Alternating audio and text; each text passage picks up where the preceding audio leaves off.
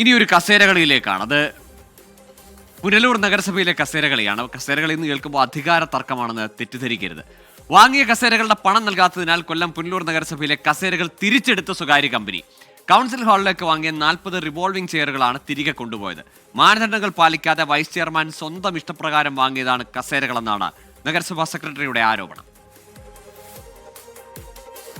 വലിയ പോരാട്ടങ്ങളിലൂടെയാണ് ഓരോ ജനപ്രതിനിധികളും അധികാര കസേരയിലേക്ക് എത്തുന്നത്. എന്നാൽ ചിലരുടെ പക്വതക്കുറവും പരിചയക്കുറവും ബോധ്യമില്ലായ്മയും മൂലം ഒരു നഗരസഭയിലെ മുഴുവൻ കൗൺസിലർമാരുടെയും കസേര ഇല്ലാതാക്കിയ കഥയാണ് പുനലൂർ നഗരസഭയിൽ കാണാൻ കഴിഞ്ഞത്.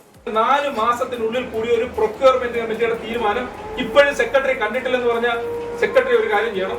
അല്ലെങ്കിൽ ലീവ് എടുത്തു പോകണം, അല്ലെങ്കിൽ രാജിവെച്ചു പോകണം. അതായിരിക്കും നല്ലത്. അപമാനിച്ച പട്ടണത്തിലുള്ള ആളുകളെ മുഴുവൻ വരെ, ഈ 52,000 പേരുടെ പ്രതിനിധികളായിട്ട് വന്ന ആളുകളെ മുഴുവൻ വരെ അപമാനിച്ചത്. പുനലൂർ നഗരസഭയിലെ ഈ വർഷത്തെ ബജറ്റ് ദിനത്തിലാണ് കൗൺസിൽ ഹാളിൽ പുതുപുത്തൻ കസേരകൾ പ്രത്യക്ഷപ്പെട്ടത്. ഇതുകണ്ട സെക്രട്ടറി ഇക്കാര്യം ചെയർപേഴ്സണോടും വൈസ് ചെയർമാനോടും ചോദിച്ചു. കൃത്യമായ മറുപടി ഉണ്ടായില്ലെങ്കിലും ദിവസങ്ങൾ കഴിഞ്ഞതോടെ കസേര പർച്ചേസ് ചെയ്ത കമ്പനിയുടെ ബില്ലെത്തി. 40 കസേരകൾക്ക് 3,86,000 രൂപ. കസേരയൊന്നിന് 10,000 രൂപയ്ക്ക് അടുത്ത്.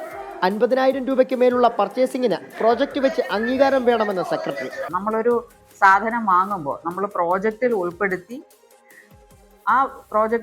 അല്ലെങ്കിൽ കൗൺസിൽ തീരുമാനം എടുത്ത് ഒരു സാധനം വാങ്ങുന്നത്, അത് പ്രൊക്യൂർമെന്റ് കമ്മിറ്റിയിൽ വെച്ച് അതിന്റെ തീരുമാനം എടുത്ത് ആ പ്രൊക്യൂർമെന്റ് കമ്മിറ്റി തീരുമാനം വീണ്ടും കൗൺസിലിൽ വെച്ച് അംഗീകാരം വാങ്ങിയിട്ടാണ് പർച്ചേസ് ഓർഡർ കൊടുക്കേണ്ടത്.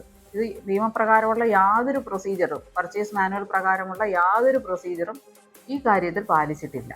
പലതവണ കയറിയിറങ്ങിയ കമ്പനിക്കാർ പണം കിട്ടാതായതോടെ കസേരകൾ തിരിച്ചെടുത്തു. ഇതോടെ വിഷയമുയർത്തി പ്രതിപക്ഷവും രംഗത്തെത്തി. ഒരു ഭരണ മാറ്റമാണ് ആവശ്യമെങ്കിൽ അതിന് നിങ്ങൾ ഉചിതമായ തീരുമാനമെടുക്കണം.